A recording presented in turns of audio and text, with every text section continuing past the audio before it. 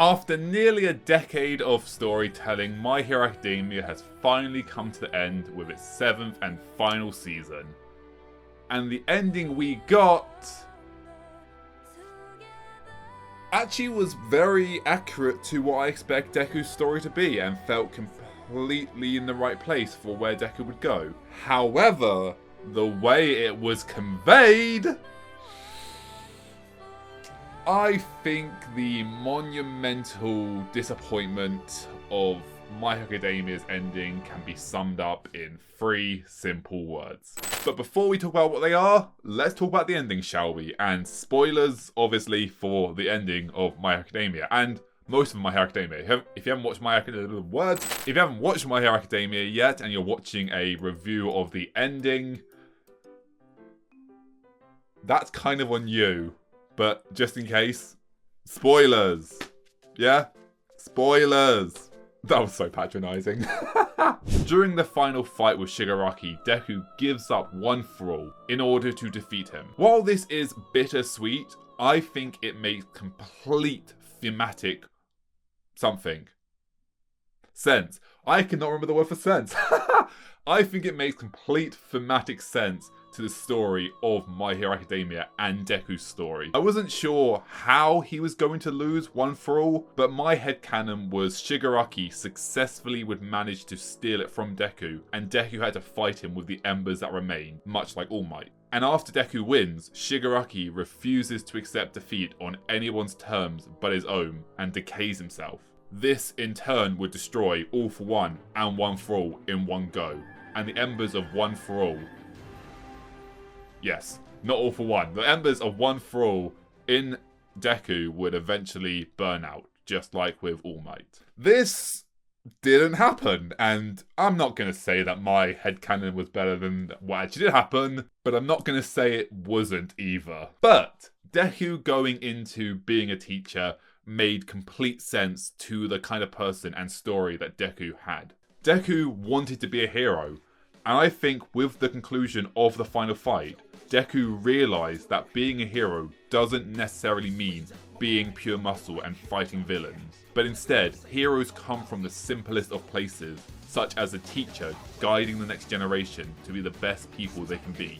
Personally, I think the message that Horikoshi was trying to convey is a good one. The way it was conveyed, though, well, let's talk about that, shall we? Personally, I think the thematic message that Horikoshi was going for with his story is a good one. The idea that the way to change the world isn't to have heroes fight villains once they've become villains, but to create a world where villains never feel the need to become villains. To guide the next generation and create a world that is more accepting, and with each generation, that acceptance keeps spreading on, creating a more accepting world. This is a really good message, but was it conveyed successfully? Besides Deku becoming a teacher, there are 4 other massive changes of the world of 8 years later. 1. Heteromorphs are now more accepted after Tentacruel led a... Tentacruel's a Pokemon. 1. Heteromorphs are now... That was way too much energy. 1. Heteromorphs are now more accepted after Tentacle led a campaign to reduce prejudice-based heteromorphic incidents. 2. Less and less villains are becoming villains due to Uravity's Quirk Counseling Expansion project, which was used to help point those with problematic quirks in a better direction that is beneficial to society. 3. The everyday person is now stepping up and trying to help instead of placing the weight of the world on the shoulders of a select few heroes. And 4. Actually, we'll get to that in a minute because there's a lot I have to say on that. Let's cover the other bits first, shall we? Because most of these mark a fundamental change in the world of My Hero Academia, with Tentacle's actions creating a gradual shift where those with heteromorphic quirks are no longer being discriminated against by less progressive individuals, and Uravity's actions helping those with dangerous quirks to have a safe place to exist within society where they won't be shunned or disregarded by those who fear their powers, pushing them towards a life of villainousness. Because of Tentacle's actions, he was awarded the Amora Peace Prize. A massive achievement. Probably. We don't actually know because this is the first and only time this award is ever brought up in the entire series. Of course, we can extrapolate from the context we're given and come to our own conclusions, but we don't definitively know that this prize is a massive thing. We just kind of instinctively know, I guess. These subjects are such interesting topics that could have merited an entire episode or chapter to itself to take a deeper look at these subjects and how these affect the world of My Hero Academia in the future and how the world has changed because of these actions. Unfortunately, that didn't happen. Uraraka's quirk cancelling. That's she's not Shoto. Shirakuma, no. No. What is Eraserhead's real name? I do not remember his real name. Aizawa. Yeah, Aizawa. Where was I going with this? Uravity's Quirk Counseling Expansion Program was something that a moment ago I said was used to help point those with problematic quirks in a better direction. However, much like with Tentacle, we don't actually know this. We can extrapolate from the context of the story and her intentions with Toga that the program is intended to help nurture and direct those with problematic quirks towards a direction that would be beneficial towards society and allow the user to live in a life where they are not ostracized due to how they were born and something they had no say over. However, as I just said, we don't actually know if that is what the intent or the reason or the actions of the counselling program were. That was a bad time for my voice to crack. Because the series never expands upon the subject after the one and only time it ever brings it up, just like with Tentacle's story. Instead, the entire Heteromorph and Uravity counselling story thread is a cliff note that is quickly passed over. And then there's big change number 3. Everyone stepped up. Kind of. While heroes are still a massive thing in the world of My Hero Academia, after the end of the final fight, everyone started to realise that they had become too reliant on the heroes, and specifically All Might, to be the ones to save the day and fix everything. With this specifically being called out at the end of Season 6 with Starhead's speech about what heroes were seen as and how society stopped seeing them as people. However, after the final fight, society started to realise that even if they can only make a small change, thousands of people doing small things will change the world more than one hero doing a big thing. Well, sort of, again. The series did start to bring this subject up in the aftermath of the final fight, seeing Granny reach her hand out to the next incarnation of Shigaraki. However, in the epilogue of 8 years later, this subject isn't even addressed. Despite the fact that this was always the core of the story, that anyone can be a hero, as a hero is someone who tries to help as opposed to someone with superpowers. And this was the very catalyst for the opening of the series in the very first episode, and it's nice to see Deku's story thread get wrapped up. Which, while we're on the subject of, let's talk about the other story threads brought up in the series, such as the Quirk Singularity Theory, a theory that suggests with each generation of Quirk users, the user becomes more and more powerful due to inheriting a quirk gene from both their parents, resulting in a much more powerful quirk.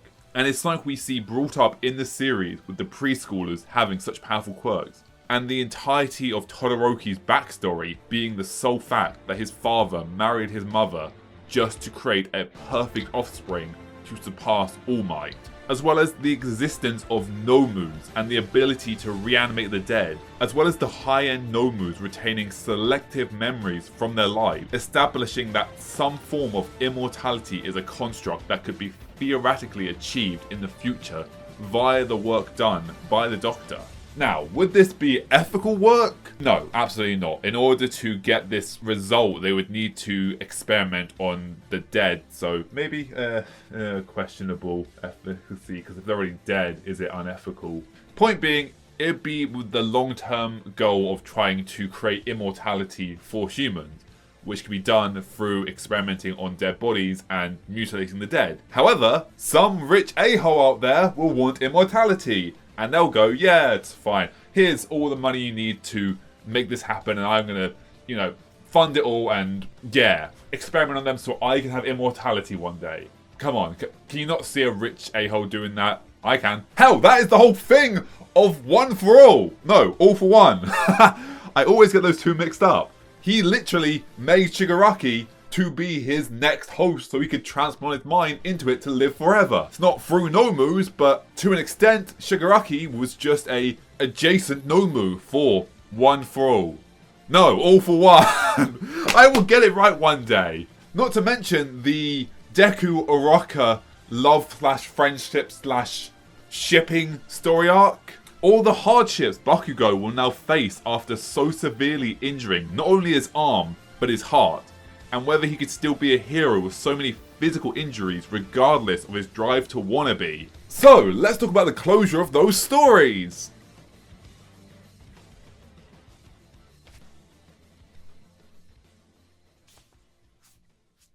Oh, yeah, right. We never get any closure on any of those, do we? Huh. Well, okay, yeah, no, that's not completely true. We do find out in the epilogue that Bakugo is completely fine and continuing to do his hero work. So, that was kind of anticlimactic. After all the severe damage he received, how is he still able to do hero work without a functioning arm? No, seriously, that's an actual question. What happened with his arm? The series mentions rehab, but it also specifically specified that it won't go back to how it was, and that the surgery helped, but it won't get any better. So, is his arm still functioning when it's in the cast, or is it permanently damaged? Perhaps even though he can't move his arm, he can still gather sweat in it and use it like swinging it around as a second canister. Maybe his arm's working fine, and after an extreme amount of rehab, it's kind of fine, but that kind of puts a dagger in the whole thing of, hey, we've done the best we can, but it's never going to go back to how it was. So, what was the closure on his arm? And this brings me to the 3 words that, despite having an amazing thematic ending, sums up My Hero Academia. Lack of closure. Nothing about the story had any form of closure. Not only that, but the series opened such massive story threads like Oravity's quirk counseling idea, only to have the series go nowhere with it. Like, it is such a complex and interesting subject, but it just doesn't go anywhere. This legitimately makes me slightly angry. This is such a cool concept and such an amazing premise and could have so much story told about it. But they just went, yeah, here's this, bye. We know that Deku becomes a teacher and that he finds it hard to find time to meet up with his former classmates. However, that is the extension of the closure we get to the Oravity Deku storyline. To our knowledge. Sure, he finds it hard to meet up with his former classmates, but does that also include Oravity? Or are they actually married or in a relationship or together? But when they say former classmates, he means the other classmates and actually living with Oravity? We don't know. What about his personal life? Does he end up with Oravity? Does he end up with Macon? Or, as the Twitter fandom has amazingly done, the story thread of Deku, an ordinary woman. Like, I'm not saying this is canon, but I'm not going to say it's not canon either. And for all we know, it could also be canon, because we have no closure. But there is an amazing artist on Twitter, I'm sure there are artists somewhere on screen, if my face is even on screen, who made an entire story thread about Deku, an ordinary woman. And this ending is so wholesome, and this ending could run exactly as well with the actual ending. The real ending can happen, and this could also be real. But we don't know. We have no idea about Deku's personal life. We have no idea about anything in the world of 8 years later. There is no closure, and that annoys me and makes me angry so much. What about the events to follow after the conclusion of the final battle? The epilogue shows the next generation of students looking to go into their future careers, whether that be support items, medical, or programming. But it also shows a new quirk student who has the ability to throw plates from his hair, and who ends up running into Deku on his way home from school one day, paralleling the events between Deku and All Might in the first episode. And Daikon was visually starstruck to have run into Deku, commenting on how he was surprised he was a real person. That's a motorbike. So what about the years to come after the final battle that made Deku such a household name? Within the series, it is even addressed that the support classes are documenting the events of the final fight, commenting on how historical events are recorded, and that's how in modern days society knows of them. So, the series is very much aware about the subject of documenting such massive events, such as the aftermath of a massive fight that changed the entire society of the world, but it doesn't show it. The series never shows any of Deku's life between the 8 years of the final fight and the year of 8 years later. There's no talk shows, there's no discussions of videos, there's no interviews, there's no theories, there's no anything shown about who Deku was or where he was after the story had concluded. There's no discussion of how he became the hero that he did, just that he is the hero that he is. It feels kind of wrong to play the next clip I'm going to play, because at the end of the day, My Hero Academia is just an anime. It doesn't actually matter, and the clip I'm going to play is in relations to real world subjects that are massively important. But I believe this clip from XOXO's Harry Brewer's talk panel is a really good point. Change is granular. We like to think of history as a series of curtains that open and we arrive at a better age every single time. You know, someone decides not to go to the back of a bus and then racism is over. Or Hamilton comes out and racism is over. But it turns out that these things are specific and they take a very long time. And despite the fact that My Hero Academia appears to be aware of this event in the fact that the entire series is one long story and not just Deku's got powers, Deku's better, Deku's got 6 powers, Deku's finished the fight, there we go, the world's saved.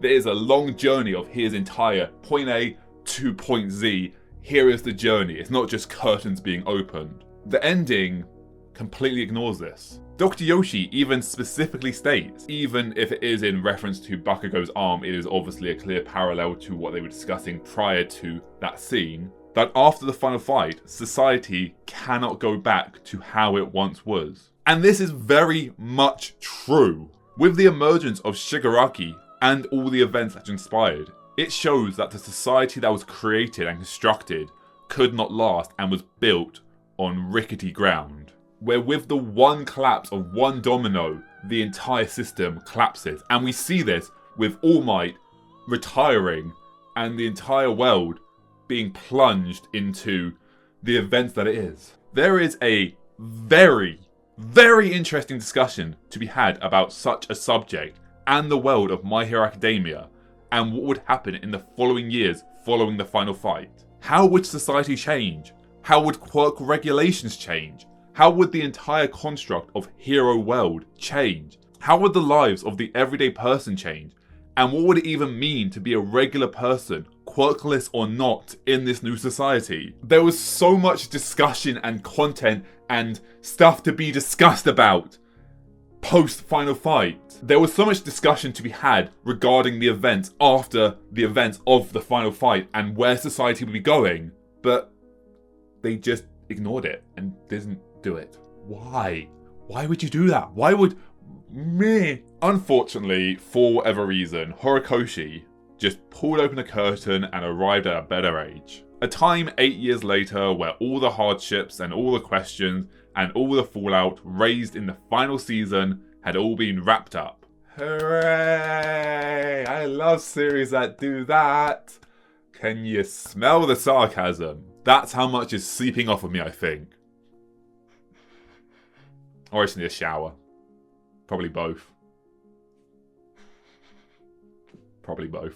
A time 8 years later where all the hardships and philosophical and political questions that were brought up throughout the series have already been resolved and sorted and dealt with. My Hero Academia had so much left to discuss and brought up so much stuff in the epilogue that it will never ever bring back up again because the series is finished, that it could have expanded on so much more. Perhaps the series couldn't have had another season or another few volumes, but the story, well, I guess it would have been more volumes, but the entire story could have been wrapped up in the way Attack on Titan did it, with a final part movie. And I think 2 hours or even 90 minutes would have been enough time to expand and look into the story of My Hero Academia and all the loose story threads and all the questions and all the philosophical and political and giant questions the series brought up, that it was like, these are massive points that are seriously important that we're still not going to talk about.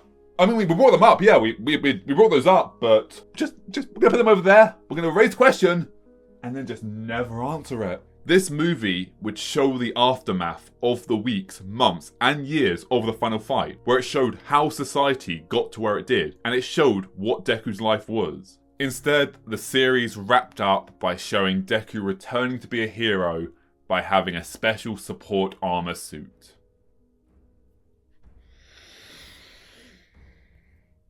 Okay, I have things to say about this.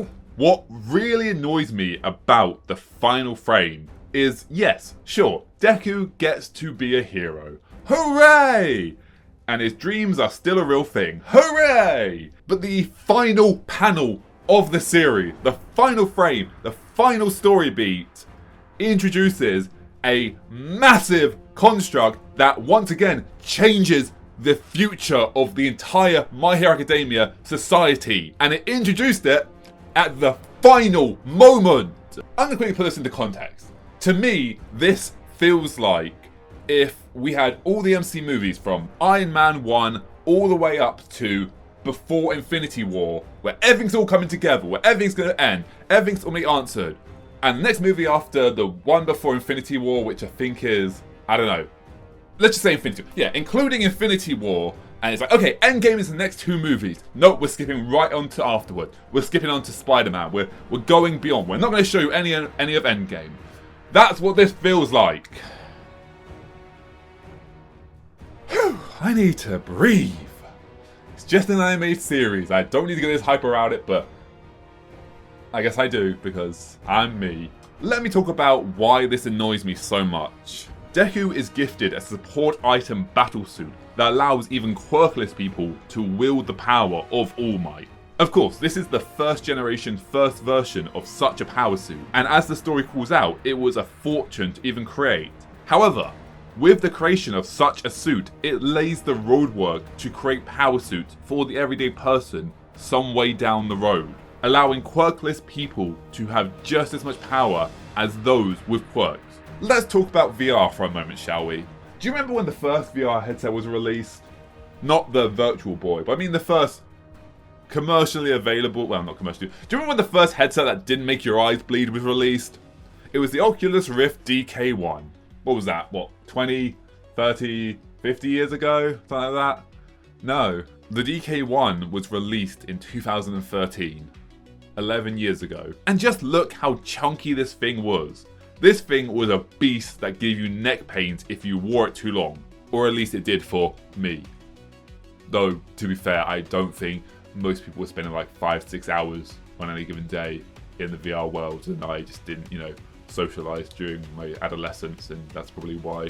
But it's still a chunky device. But 5 years later, 5 years after the first release, 5 years later, that's all, 5 years, in 2018, VR had become so sleek and so user-friendly that they had a wireless headset with motion control controllers that you could take anywhere. From 2013 to 2018, in a 5-year window, look how much the headset had advanced. And you may be asking yourself, how does this relate to My Hero Academia? This does have a point, don't worry. Because now we have the Apple Vision Pro. A VR headset that is so powerful and so advanced and so much more than anyone will ever need in a VR headset. But even so, despite how advanced this headset is, I am willing to wager a bet that 10 years from now, provided Apple is still supporting the Apple Pro headset, that will be considered outdated, generic, and chunky, just like the DK1, as well as being something considered commonplace, being something that you can pick up from your local secondhand store for less than $500, likely seen as outdated and insuperior to modern day technology. Hell, even look at video game graphics over the last 30 years. Every few years there'll be some article talking about how realistic the new amazing graphics look. And a few years later, once again, a new article would come out saying how the new graphics look so amazing and so realistic, and how the graphics that were just a few years ago praised as the best, most amazing graphics ever seen, now don't look as great and pale in comparison. And a few years later after that, once again, there'll be another article talking about the new generation of graphics that will once again say the previous generation that was then lauded as the even better, most surreal, real graphics ever to look outdated at this point. So imagine how this would work in My Hero Academia. I told you it would loop back around. Yes, the power suit that Deku gets is massively overpriced, and only the truly rich and powerful of the world will be able to afford them. In the first few years at least. After a few years of Deku using such a suit, the data would have been collected and more prototypes, second generations, would be created for the military and for heroes who have prosthetic injuries such as Mirako or Bakugo, which will allow them to function at full capacity or even beyond capacity of their natural ability. Then, 10 years down the line, these suits would become more and more commonplace available. Sure, they're still expensive, but retail stores are now selling them to the everyday person, and with enough money you can buy a suit that gives you the power of a hero, whether you're quirkless or not. And much like the ending of Attack on Titan, over the coming years, with progression of technology, power suits would become more and more commonplace and more easy to make, that it wouldn't be unusual to see multiple shops on the same block advertising different models of the power suit.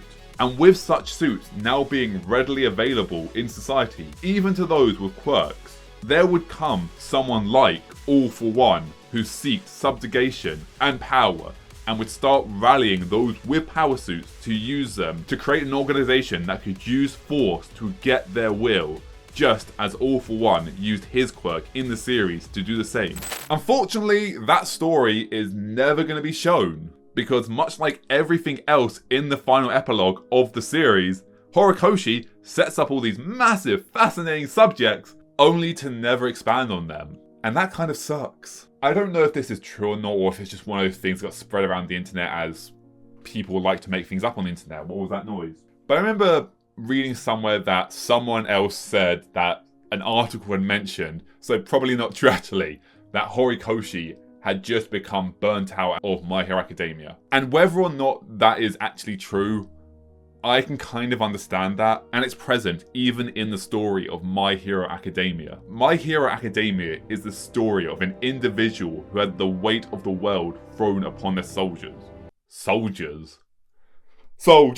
My Hero Academia is the story of an individual who had the entire weight of the world thrown upon their shoulders. Similarly, Horikoshi has the weight of the entire anime community on his shoulders. For anyone that is creative, you know that feeling where you want to create, but you just don't have the drive. I get this all the time. I love making my videos, but there are just some days where people are like, I just kind of want to play games today.